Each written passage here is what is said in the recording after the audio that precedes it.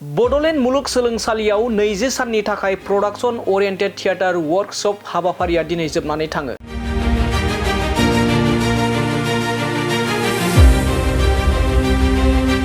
क'क्राझार बड'लेण्ड मुलुगसोलोंसालियाव बड'लेण्ड मुलुगसोलोंसालिनि बर' बिफाननि बानजायनायाव Kokrajhar लोरगि theatre group आरो बड'लेण्ड मुलुगसोलोंसालिनि सेन्ट्रेल मिउजियामनि हेफाजाबाव थानाय 22 अक्ट' एप्रिलनिफ्राय 11 अक्ट' मे 2022 सिम 20 साननि थाखाय खुंजानाय प्रडाक्शन ओरिएन्टेड थिएटर वर्कशप हाबाफारिया दिनै गोजोनै जोबनानै थाङो। बे मावबादायाव गुबुन गुबुन जिल्ला आरो फसंथानफोरनिफ्राय गासै 30 सोलोंसाफोरा बाहागो लादोंमोन। बे 20 साननि मावबादायाव फोरोंथाय होनो थाखाय त्रिपुरानि national school of drama theatre in education विंगआव सोलोंथाय लानानै फैनाय बारग' फरायसा दिदोम बसुमतारिनि गेजेरजों फोरोंथाय होदोंमोन। बे हाबाफारियाव बड'लेण्ड मुलुगसोलोंसालिनि रेजिस्ट्रार डक्टर प्रह्लाद बसुमतारि गाहाय आलासि महरै नुजाथिनानै हाबाफारिखौ बेखेवनानै होयो। 20 साननि थाखाय प्रडाक्शन ओरिएन्टेड थिएटर वर्कशपआव सोलोंथाय लानानै गोदान लामा थुनफावथायखौ दिन्थिफुंनानै होयो। बे हाबाफारियाव बड'लेण्ड मुलुगसोलोंसालिनि बर' बिफाननि प्रफेसर इन्द्रा बर', बड'लेण्ड मुलुगसोलोंसालिनि बर' बिफाननि लेङाइ बिबुंगिरि डक्टर लाइस्रि महिलारि, लोरगि थिएटार ग्रुपनि आफादगिरि सोमदोन ब्रह्म आरो लोरगि थिएटार ग्रुपनि गाहाय नेहाथारि सन्जीब कुमार ब्रह्म, बड'लेण्ड मुलुगसोलोंसालि सेन्ट्रेल मिउजियामनि डाइरेक्टर प्रफेसर हेलल ज्योति सिंहा आरो गुबुन गुबुन बिबानाव थानाय सोद्रोमाफ्रा बाहागो लायो। गिबियावनो आं नोंथांमोननि जोंनि बर' पर्टेल निउस चेनेल नोंथांमोननिसिम साबायखर बावबाय गासैनिसिमबो। आरो दा बे खेत्रआव आं बुंनो सानदों बड'लेण्ड मुलुगसोलोंसालियाव सिगाङावबो जोङो वार्कशप खालामफैखांखाबाय सिगांथाराव। बेनिफ्राय 5-6 बोसोरसो सिगाङावनो बा 3 बोसोरसो सिगाङाव आरो दा बेनिफ्राय दाख्लै इन्दिरा बर' मेडामजों जों रायज्लायनाय लोगो लोगो येस होनदों मेडामा। जोंना थांखियानो बे जाहैबाय लोरगि थिएटार ग्रुपआ जोङो स्कुल बा कलेजफोराव बा इउनिभारसिटिफ्राव जों थांनानै माखासे फावथायनि फारसे जोङो माखासे नलेज होनायनि जाहाथे जोंनि बर' फावथाया थांनानै थायो आरो बे बिथिङाव माखासे बेसिकखिनिखौ जों होलांनो हायो। जायफ्रा सोरबाया एक्टिंखौ लानानै सोरबा केरियार दानो नागिरग्राबो थायो आरो गोबाङा जोङो हारिमु हमथालांनायनि थाखाय गोबां नलेज होनायनि थाखाय जों जिखिनि दं जोंनाव आद्रा जेखिनि जोंबो कमप्लिट नङा जों जिखिनि रोंगौ बेखौनो जों होनो नाजायो।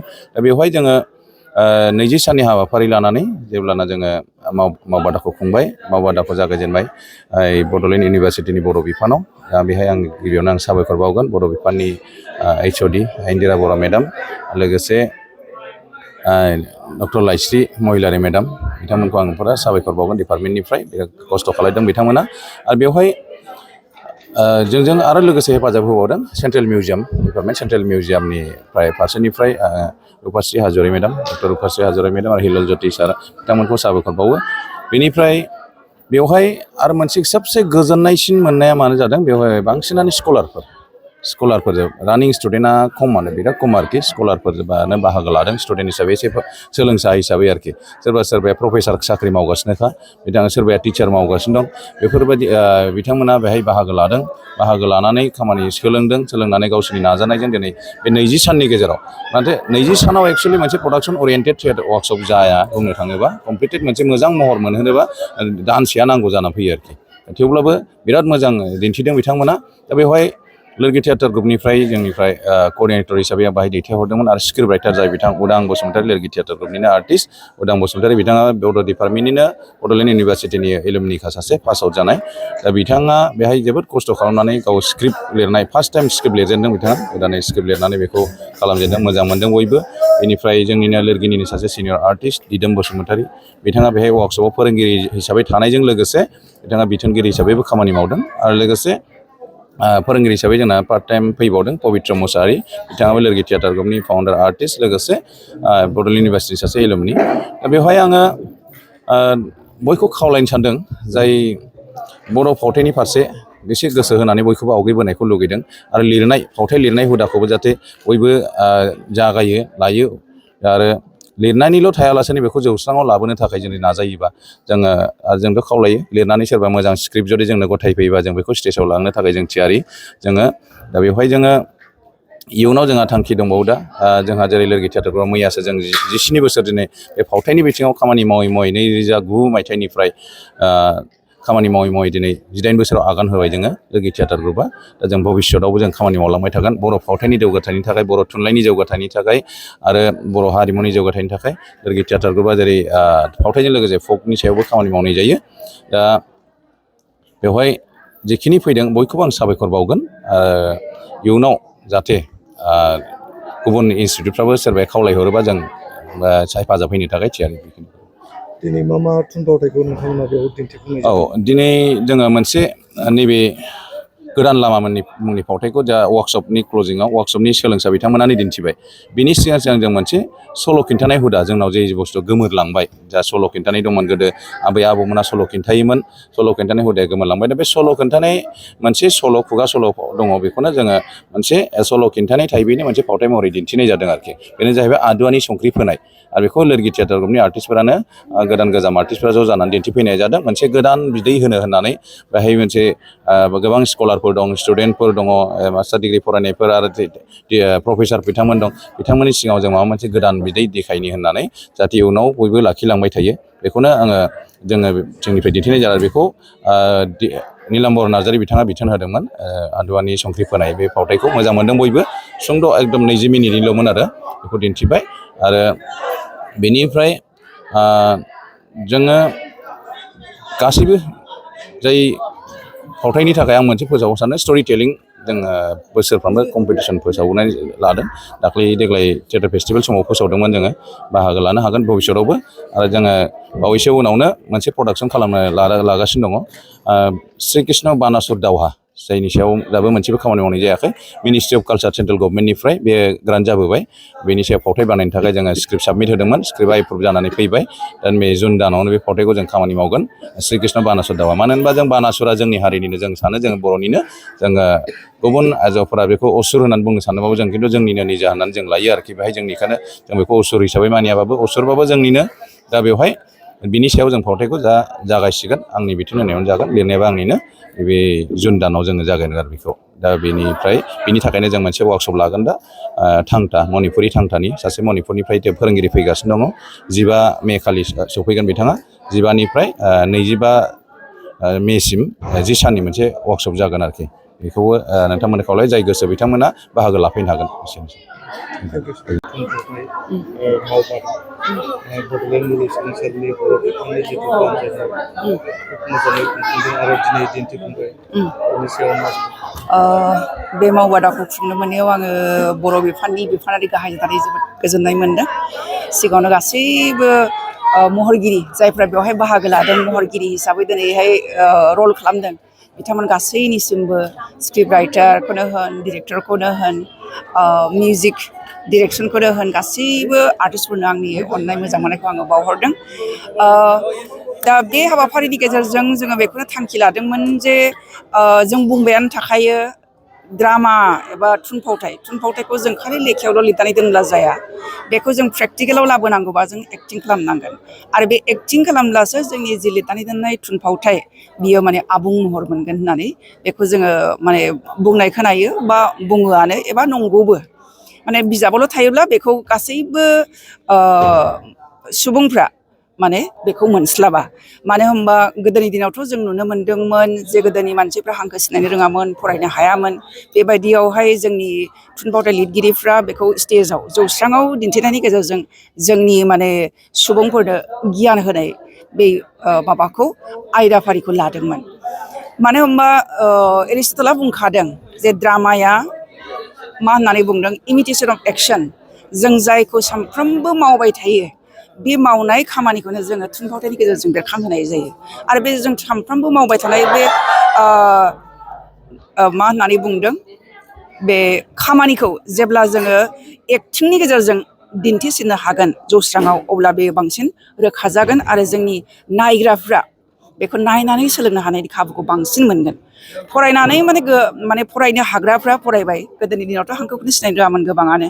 बेबायदियाव माने स्टेजाव दिन्थि सतिश चन्द्र बसुमतारी, दारेन्द्रनाथ बसुमतारी, उमेश चन्द्र मोसाहारि, सला उस्ताद मोनहा, बिथांमोनहा मा खालामदोंमोन, बे जौस्राङाव दिन्थिनानै माने मानसिफोरखौ, सुबुंफोरखौ गियान होदोंमोन। आरो बेबादिनो दिनैबो जोङो जुदि बांसिनै जोंनि मानसिफोरखौ गियान होनांगौब्ला बे जों जौस्राङाव दिन्थिनायनि गेजेरजोंसो जों होनो हायो। दा बे हाबाफारिखौ खुंफुंनायाव जोंखौ मदद होफैदों जोंनि 2009 मायथाइयाव जोनोम मोननाय क'क्राझारावनो जोनोम मोननाय लोरगि थियेटार हानजाया लोगोसेनो बेवहाय जोंखौ मदद होफादों जोंनि बड'लेण्ड इउनिभारसिटियावनो थानाय सेन्ट्रेल मिउजियाम मोनसे सेन्ट्रेल मिउजियाम जोंहा मोनसे माबा दङ फसंथान दङ बिथांमोनहाबो जोंखौ बे हाबाफारियाव मदद होफादों बेनि थाखाय आं बिथांमोननिसिम रोजा रोजा साबायखर बावहरदों दा बेवहाय जोङो गोदान मोनसे थुनफावथाय लाबोनानै फैदों आरो बे थुनफावथायखौ उदां बसुमतारी लिरदों आरो उदां बसुमतारी सासे सिफुं दामजु दामगिरि जोंनिनो एलुमनि बर' बिफाननि एलुमनिमोन आरो दिनै जि थुनफावथाय लिरदों गोदान लामा जोबोद मोजां जादों ड्रामाया एखेबारे माने ड्रामा मुंनि ओंथिजों ड्रामानि गासै माबाफ्रा थासारिफ्रा आखुथायफ्रा खोब मोजाङैनो बेखौ बेखेवसारनानै होनो हादों ओंथिया आबुं जाहैदों मोनसे गिदिरथार बेवहाय मेसेजखौ जों नुनो मोनदों जे जोङो खौसेथि जानानै जों खामानि मावोब्ला बयबो माने जोङो मा गोजोरै जों गसंथानो हायो लोगोसेनो जों ससाइटिखौ जों सुस्रांनो हायो आरो बे जोंनि जि इन्दि लुनायनि कालसारखौ बिथांमोनहा दिन्थिदों इन्दि एम्फौ फिनाय इन्दि लुनाय बेफोर जोंनि एखेबारे गोदो गोदायनिफ्रायनो सोलिबोनाय आजै आजौनि जोंनि बर'फोरनि हारिमु बे हारिमुखौ जों दिनैहाय मडिफिकेसन गोदान आदब खान्थिजों जों दिनैहाय एम्फौ फिनांगौ आरो बे एम्फौ फिनायखौ जों दिनै दोरोङारि थासारियाव दोनालासिनो बेखौ जों ग्लबेल मुलुगावहाय जों लांनांगौ बिदि जोंनि माने मेसेज आरो बेवहाय खौसेथि मावोब्ला जों जाफुंसारो बिनि मेसेजखौ जों नुनो मोनदों माने ड्रामाजों जोंनि एक्टिं खालामग्राफोर गासैबो आर्टिस्टफोरखौ आङो जोबोद जोबोद साबायखर बावहरगोन जे बिथांमोनहा साफा फरायसासो जोंनि दा फरायफुबाय थानाय एम ए नि फरायसाफोर दङ लोगोसे जोंनि संजिरगिरि फरायसाफोर दङ दा बेवहाय बाहेरनिफ्राय माने बिबुंगिरि हिसाबै जोंहा मनिदिपा ब्रह्म फैदों CIT आव मावो बिथाङा एसिस्टेन्ट प्रफेसर लोगोसे भेलेन्टिना बसुमतारी फैदों बिथाङा गुबुन गुबुन खामानियाव जुरित दङ बिथाङा सावथुनावबो एक्टिं खालामो ओरैनोबो स्टेजाव एक्टिं खालामखाबाय दा बिथाङा बुंदों जोंनि सिगाङाव जे बे 20 साननि जि वार्कशप मावबादा बे मावबादायाव बाहागो लानायनि गेजेरजों गावनि जि एक्टिं केरियार बेखौ साबसिननिफ्राय हामसिन खालामनो होननानै बिथाङा जोंनियावहाय मुं थिसनफैदों आरो जों दिनै प्रेक्टिकेलि जों मेगनजों नुबाय बिथांनि एक्टिङा माबादि हयथ' बेवहाय डायलगानो गैयामोन खोमा खिन्थु बै एक्टिंजों एडजास्ट खालामनानै बिथाङा डायलग माखासेखौ माबादि माने एक्सप्रेसन खालामदों माबादि खिन्थिदों जोबोरैनो माने बाख्नायनांगोन दा बेफोरबायदिनो बिथाङा बुंखादों आं स्किलखौ माने एक्टिंनि स्किलखौ आङो जाहाथे आरोबाव सोलोंबावनो हायो बिनि थाखायनो आङो बेवहाय एडमिसन लाफैदों होननानै बिथाङा बुंदों दा जियानो जायाथोंसै जे साफ्रोमबो गावबा गावनि रलखौ जेरैबादि मोनदों बे सान 20नि गेजेराव एथ' मोजां मोनसे ड्रामाखौ फुल लेंथ ड्रामाखौ जे एथ' मोजाङै एक्टिं खालामनो हादों बिथांमोनहा थारैनो जोबोद गोमोथाव लोगोसेनो माने स्क्रिप्टखौ आं बाख्नायगोन स्क्रिप्टआ बिराद स्ट्रं आरो डायलगफ्रा गुसुं गुसुं सुंदोब आरो बेवहाय नायग्राफ्रा जेबो बरिं जाया आरो बै डायलगफोरनि गेजेरजों गासैबो थासारिया बेरखांलांजोबदों बिनि थाखाय आङो उदां बसुमतारी बिथांनिसिम जोबोर हामलायनाय जासिहरगोन लोगोसेनो लोरगि थियेटार हानजाखौ दैदेनग्रा जोंना सोमदोन ब्रह्म बिथाङाबो दिनै नुजाफैनो हादों बिथांमोनखौ आं साबायखर बावहरगोन लोगोसे जों जागायनायनिफ्राय जोबजासिम दिनैसिम एखेबारे नांथाबनानै दङ लोरगि थियेटार हानजानि गाहाय नेहाथारि सन्जिब कुमार ब्रह्म बिथांनोबो आं साबायखर बावहरगोन जे बिथांमोनहा जे बाया मोजोमा बेबादि लोरगि थियेटार हानजानि गेजेरजों बेफोरबादि ड्रामाखौ जि ड्रामाया जोंनि बर' समाजाव दिनै जोङो बुंनो थाङोब्ला एखेबारे थैहां अबस्थायानो ड्रामाखौ जोंनि मानसिफ्रा दिनै बांद्राय गोसो होआखै दा बेबायदियाव बिथांमोनहा जे लोरगि थियेटार हानजाखौ दानानै दिनै माने मिरु जिरु ड्रामाखौब्लाबो दिनै मुलुग दरबाराव लांनो बिथांमोनहा थैथां नाजादों बिनि थाखाय आङो लोरगि थियेटार हानजाखौ जोबोद जोबोद साबायखर बावहरगोन लोगोसेनो बेवहाय बाहागो लाफैनाय साफ्रोमबो महरगिरि आर्टिस्टफोरखौ आङो साबायखर बावहरगोन आरो बे 20 साननि जि हाबाफारि बेखौ क'अर्डिनेसन खालामदों जोंनि डक्टर लाइस्रि महिलारि बिथांखौबो आं जोबोद जोबोद साबायखर हरगोन बिथाङाबो एथ' बिजिनि गेजेरावब्लाबो फेमिलिनि बार्डेनखौ लासेयावबो दिनै बे हाबाफारिखौ बिथाङा मोजां सामलायलांबाय बेनि थाखाय आं बिथांखौ साबायखर हरगोन आरो लोगोसे सरजाबनानै थांनाय गासैबो टेकनिकेल लाइननि सुबुंफोरखौबो आङो गासैखौबो सोद्रोमा बिथांमोनखौ आं साबायखर बावहरगोन लोगोसेनो जोंनि बर' बिफाननि गासैबो बिबुंगिरि बिथांमोनखौ आं साबायखर बावहरगोन लोगोसेनो जोंनि सेन्ट्रेल मिउजियामनि जायफोर मावबिबानगिरिफोर डिरेक्टरजों लोगोसे मावबिबानगिरिफोर बिथांमोनखौ आं साबायखर बावहरगोन लोगोसे लोरगि थियेटार हानजानि गासैबो सोद्रोमाफोरखौ आं साबायखर बावहरगोन आरो बेफोरबायदि हाबाफारिया जाहाथे इयुनाव जाबाय थायो जिहेतु दा जोंहा बड'लेण्ड इउनिभारसिटियाव बे अडिट'रियामा दङ अडिट'रियामनि गेजेरजों जोङो फैगौ समफ्रावबो जोङो खोब मोजाङैनो बेबायदि हाबाफारिखौ लाबाय थानो हागोन आरो बेबादिनो जोंनि माखासे गोमालांनो नागिरनाय ड्रामाखौनो होन बा गुबुन गुबुन बिथिंखौनो होन जों इयुनाव आरोबाव बेखौ फोजौलांनायनि लामाखौ लानो हागोन होननानै आं मिजिंथियो गोजोन्थों ड्रामा वर्कशपआव बड'लेण्ड मुलुगसोलोंसालियाव फैयै दिनै जोबथा आरो नोंथांमोना खुब मोजाङै दिन्थिफुंनायखौ नुनो मोनदों माबायदि मोनदों बाहागो लानानै खुलुमबाय गिबियावनो आङो सासे बड'लेण्ड मुलुगसोलोंसालिनि बर' फरायसा जानानै आरो बड'लेण्ड मुलुगसोलोंसालि फरायसा आफादनि सासे हारिमुआरि आफादारि जानानै नोंथांमोननिसिम रोजा रोजा साबायखर बावहरबाय नोंथांमोना दिनै जोंखौ बेबायदि खबर लाफैनायनि थाखाय दिनै बड'लेण्ड मुलुगसोलोंसालि बर' बिफाना थांनाय 22 एप्रिलनिफ्राय जागायनानै दिनै 10 मे बेयावहाय जोबफैबाय जोंनि बे थुनफावथाय जि वर्कशप मावबादा लानाया दा जोबोद गोजोननाय मोन्दों मानो होनोब्ला जोंनि गोदोलांनो हमनाय हारिमुखौ बोखांफिननाय एबा जोंनि गेजेराव नायनो थाङोब्ला थुनफावथाया गोबां गाहायाव गोग्लैसोलांबाय बेखौ दिनै बड'लेण्ड मुलुगसोलोंसालि बर' बिफाननि जि बानजायनायाव